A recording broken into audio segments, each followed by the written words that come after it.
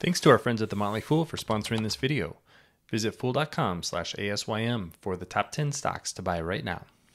One of the big reactions in the market over the last couple of weeks is high-flying solar stocks like SolarEdge and Enphase Energy dropping like a rock. And there is really good reasons behind that. And the dynamics going on in the residential solar industry, I don't think are anything that's going to stop anytime soon. So this is something investors need to think about, that long-term trajectory. I've been covering this industry for a very long time and been through a lot of ups and downs. And right now, as much as these stocks have dropped, I think there could be even further to fall. That's what I want to dig into today. My name is Travis Hoyam. Thanks for watching Asymmetric Investing. Please subscribe here on YouTube for all my content. And if you enjoy this video, check out my newsletter, Asymmetric Investing, in the show notes. Now I'm going to start with a chart that just shows the quarterly revenue from a number of big residential solar companies. What this shows here is quarterly revenue. So SolarEdge being the most quarterly revenue, and then Enphase is second. But these next two companies, SunPower and Sunrun, are actually the end installers. They're the ones that are buying products from an Enphase or a SolarEdge. And that's why I put them in this chart. You can see that revenue has really flatlined, even gone on the decline a little bit over the last couple of quarters. And what we saw with earnings last week was that both of these companies see a slowdown in residential solar in the US that is making its way to Enphase and SolarEdge. There are a number of reasons for this slowdown. One is higher interest rates, which makes it harder to finance these projects, makes it harder for the numbers to work. Most of the financing is done through leases or power purchase agreements. That's what Sunrun's entire business runs on.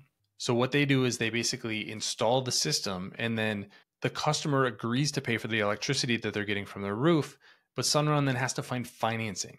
As the cost of that financing goes up, then the price that they have to charge for electricity goes up to make any profit.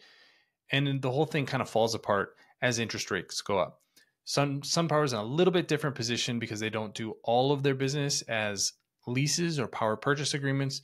A big part of their business is cash or loans, but the same dynamics play out there. It's just a different financing model. What we're seeing is that demand growth is slowing and actually flatlining, especially in the state of California, which is by far the biggest state for solar in the US. And that means that demand for end products are going to come down. And here's the reason this is so concerning for SolarEdge and Enphase. You can see that the price to earnings multiple for the last 12 months is still 35, and for the next 12 months is 19.8. Now that is coming down as the stock prices have come down. But this is still relatively expensive for companies that are not going to grow in the near future. I'll look at the same information for Enphase. You can see here that the last 12 months price to earnings multiple 34, and next 12 months is now 26. This is not nearly as expensive as these stocks have been in the past, but that doesn't mean that they're going to live up to this valuation in the future. Like I said, revenue, net income, cash flow, operating income, any of the income statement items that you're looking at are going to be in decline in the second half of 2023. Now, I don't know if that hasn't made its way to analyst estimates, which is driving this next 12-month number. But what we heard from management across the board, not just from one company, but from every single company, is that demand is down. Now, the concern long-term is from comments like Sunrun.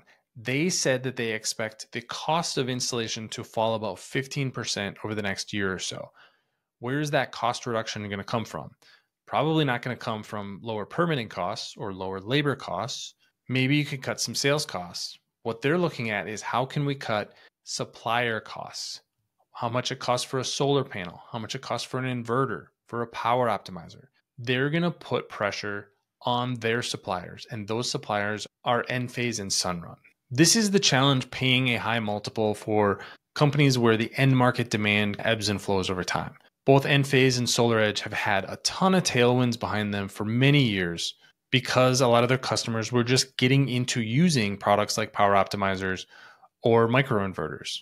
A decade ago, neither of these two products were used, so just gaining any sort of market share was an advantage. Now you have nearly the entire market using module level power electronics, so now you're beholden to the growth of the market overall.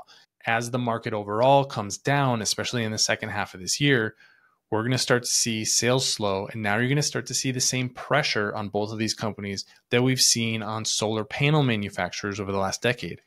Remember, a decade ago, it was relatively profitable to be a solar panel manufacturer because demand was growing. But as supply increased and as demand fluctuated, we saw that profitability really go out the window and a lot of companies went bankrupt. I'm not predicting that for either of these two companies, but I am saying that financials can get much, much worse very, very quickly. And as a result, stock prices can fall. This is why I'm still leery of paying very high multiples for SolarEdge and Enphase. I just think it's a tough position in the market to be in. But what did you think of the results? Leave your comments in the comment section below. Don't forget to subscribe to Asymmetric Investing. Thanks for watching, everybody. See you here next time.